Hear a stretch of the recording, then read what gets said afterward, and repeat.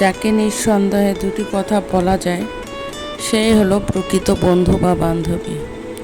অনেক দিন পর আমি বেড়াতে গিয়েছিলাম আমার বাসাতে। সেখানে আমরা 4 বান্ধবী মিলে দেখা করেছিলাম এবং ঘুরতে গিয়েছিলাম বেশ দূরে। অনেক কিছু খাবার খেয়েছি, বান্ধবীরা মিলে অনেক মজা করেছি, নিজেদের সুখ দুঃখের অনেক কথা শেয়ার করেছি, অনেক সুন্দরভাবে একটি দিন পার করেছিলাম। বান্ধবী মানে এক অসাধারণ তৃপ্তি।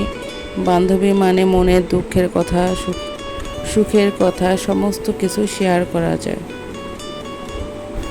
আমি যখনই আমার বাসাতে বেড়াতে যাই প্রায় চেষ্টা করি আমরা 4 বান্ধবী এক হওয়ার জন্য।